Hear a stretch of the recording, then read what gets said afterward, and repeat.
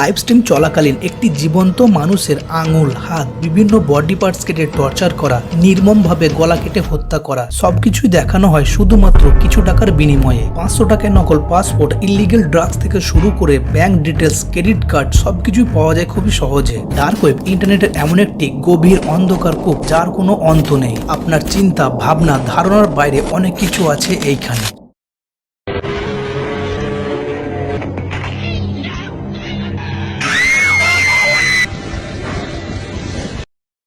Welcome to Dark Web. আপনি যে ভিডিওটি দেখছেন ইউটিউব থেকে, এটা সারফেস ওয়েবের অংশ এবং ইউটিউবের মতোই প্রায় 2 বিলিয়ন পাবলিক ওয়েবসাইট যা আপনি সার্চ ইঞ্জিনের মাধ্যমে অ্যাক্সেস করতে পারেন। উইকিপিডিয়া থেকে public sector website, news site, এত সবকিছু ইন্টারনেটের শুধুমাত্র আইসবার্গ। কারণ সমগ্র ইন্টারনেটের 10% সারফেস ওয়েব নামে পরিচিত। তো আপনার মনে প্রশ্ন জাগতে পারে, বাকি 90% ইন্টারনেট কোথায়? তো ইন্টারনেটের 10% বাদ দিলে বাকি 90% রয়েছে বার্জি web, deep web, dark net, private web এবং মারিয়ানা ওয়েবে। কিন্তু অনেকে মনে করেন ইন্টারনেটের শুধুমাত্র 3টি স্তর রয়েছে। প্রথমত সারফেস ওয়েব, তারপর ডিপ ওয়েব এবং সর্বশেষে রয়েছে ডার্ক ওয়েব।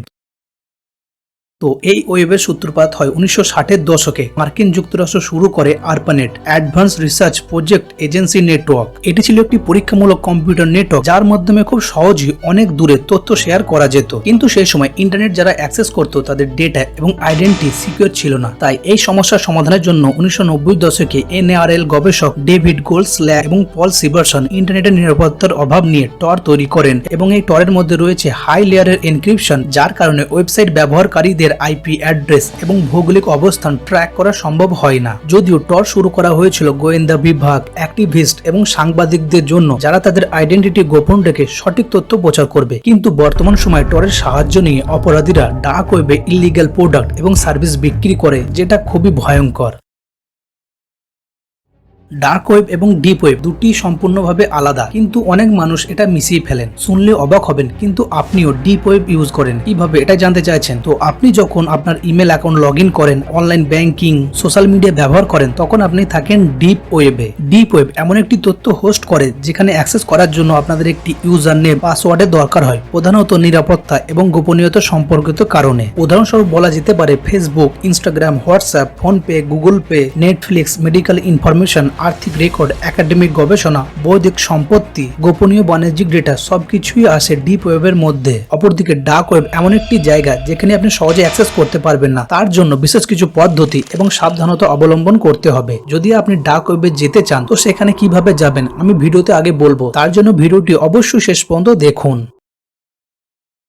তো ডার্ক ওয়েব এত বিপজ্জনক কেন? সেখানে আপনি কি খুঁজে পেতে পারেন? তো ডার্ক ওয়েব অপরাধীদের একটি হটস্পট মার্কেট প্লেস যেখানে তারা অনেক কিছু কেনা বেচা করেন। প্রথমেই রয়েছে পার্সোনাল ইনফরমেশন এবং এর মধ্যে সম্পূর্ণ নাম, বাড়ির ঠিকানা, ফোন নম্বর, জন্ম তারিখ, হ্যাক করা ইমেল অ্যাড্রেস এবং আরো অনেক ডিটেলস যা আপনাকে একটি ব্যক্তি হিসাবে চিহ্নিত করতে পারে। দ্বিতীয়ত ফাইন্যান্সিয়াল ডিটেলস, যেমন চুরি করা ক্রেডিট কার্ডের বিশদ বিবরণ, অনলাইন ব্যাংকিং এর পাসওয়ার্ড, ইউজার আইডি, ক্রিপ্টোকারেন্সি অ্যাকাউন্টের ডিটেল, বীমা রেকর্ড। তৃতীয়ত মেডিকেল ডেটা, এতে আপনার চিকিৎসার ইতিহাস, প্রেসক্রিপশন, আঙুলের ছাপ, এছাড়া উল্লেখযোগ্যভাবে জাল পাসপোর্ট, চুরি করা ড্রাইভিং লাইসেন্স, ব্যাংক ড্রাফট, আরো অনেক কিছু। তো আপনি এখন ভাবছেন এত কিছু যখন কেনা বেচা হয় তো তাদের নাম ঠিকানাও তো পাওয়া যাবে, কিন্তু এটা আপনার ভুল ভাবনা। কারণ ডার্ক ওয়েবে যত কিছু কেনা বেচা হয় সবই ক্রিপ্টোকারেন্সি বা বিটকয়েনের মাধ্যমে, যার ফলে তাদের আইডি ট্রেস করা অসম্ভব হয়ে দাঁড়ায়।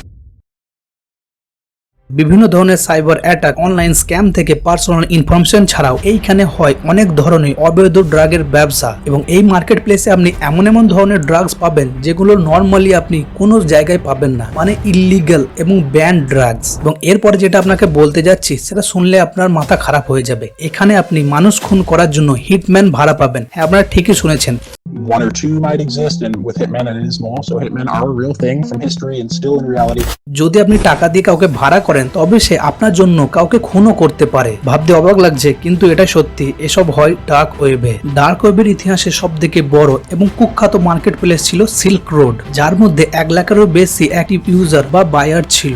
2011 সালে রস উলব্রিজ নামে একজন এই সিল্ক রোড তৈরি করে, যার মধ্যে অবৈধ ড্রাগস থেকে শুরু করে গাঁজা, বন্দুক, অস্ত্র সবকিছুই পাওয়া যেত এই সিল্ক রোডের মধ্যে। কিন্তু 2013 সালে সিল্ক রোড এফবিআই এর সামনে আসার কারণে তারা এই ওয়েবসাইটটিকে বন্ধ করে দেয় এবং এই ওয়েবসাইট থেকে 1 বিলিয়ন বিটকয়েন সংগ্রহ করে। সিল্ক রোড ওয়েবসাইট তো বন্ধ হয়ে গিয়েছিল, কিন্তু খুব শীঘ্রই সিল্ক রোড 2.0 অনলাইনে ফিরে আসে। কিন্তু এই ওয়েবসাইটটা কারা শুরু করে তার সম্বন্ধে কোনো তথ্য নেই। ডার্ক ওয়েবে ড্রাগসের সাথে সাথে চাইল্ড পর্নের একটি বিশেষ বাজার ছিল। 2015 দিকে প্লেপেন নামে একটি ওয়েবসাইটে 1.5 লাখেরও বেশি চাইল্ড পর্নের ভিডিও পাওয়া গিয়েছিল। 2015 সালে এফবিআই এই ওয়েবসাইটটিকে বন্ধ করে দেয়, কিন্তু বলা হয় যে বর্তমান সময়ে অনেক অন্যান্য ওয়েবসাইটে চাইল্ড পর্ন পাওয়া যায়। Our red room is real. A red room is a room commonly painted red where you can live stream the murder or torture of a individual. এরপর যেটা আমি বলতে যাচ্ছি সেটা ভালো করে মন দিয়ে শুনবেন, আশা করি এর আগে এরকম কিছু শোনেননি। ডার্ক ওয়েবে এমন কিছু বিশেষ ওয়েবসাইটে আছে যেখানে মানুষকে টর্চার করা লাইভ স্ট্রিম হয়। যেমন ইউটিউবে লাইভ হয়, কমেন্ট বক্সে সুপার চ্যাট করে, তেমনই ডার্ক ওয়েবের ওয়েবসাইটে লাইভ স্ট্রিম চলাকালীন মানুষ কিছু টাকা দেয় এবং বলে যে এর আঙুল কেটে দিতে, হাত কেটে দিতে, বিভিন্ন বডি পার্টস কেটে দিতে। কেউ কেউ বেশি পরিমাণে টাকা দিয়ে তাকে পুরোপুরিভাবে হত্যা করারও আবেদন জানায় এবং এই লাইভ স্ট্রিম যারা পরিচালনা করে তারা সাবস্ক্রাইবারের কথা শুনে সেইভাবে সামনে বসে মানুষটাকে নির্মমভাবে টর্চার করে এবং অবশেষে মেরে ফেলে। টর্চার ভিডিও ছাড়াও এমন এমন ভিডিও আপনারা ডার্ক ওয়েবে পাবেন যেটি নর্মালি সারফেস ওয়েবে পাওয়া যায় না। যেমন আইসিস জঙ্গি সংগঠনের ভিডিও, যেখানে তারা মানুষকে কিভাবে নির্মমভাবে হত্যা করেছে সেসবগুলো আপনারা দেখতে পাবেন। মানুষকে কোনো অন্ধকার ঘরে বন্দি করা থেকে শুরু করে জোরপূর্বক ভাবে তার উপর এক্সপেরিমেন্ট করা, কোনো মানুষকে মানুষের সুখ খাওয়ানো, সবকিছুই পাবেন আপনারা এইখানে। তো যদি আপনারা জানতে চান এইসব ভিডিও সম্বন্ধে ডিটেলসে, তবে কমেন্ট করতে পারেন, আমি নেক্সট ভিডিও বানিয়ে দেবো এর উপরে। Personal information, bank details, credit card, fake passport, এর পাশাপাশি সাইবার ক্রিমিনালরা আরো অনেকভাবে টাকা উপার্জন করে, যার মধ্যে প্রধানত হলো মানি লন্ডারিং। দ্বিতীয়ত, কোনো কোম্পানির সম্পূর্ণ ডেটা হ্যাক করে তাদের হুমকি দেয় ডেটা লিক করার জন্য। এই সাইবার ক্রিমিনালরা আপনার কম্পিউটারে কোনো অ্যাড পপ আপ করায়, যার মধ্যে যদি আপনি ক্লিক করেন তো আপনার সমস্ত ডেটা তাদের কাছে চলে যায়, যার মধ্যে আপনার পার্সোনাল ইনফরমেশন থাকে, ব্যাংক ডিটেল।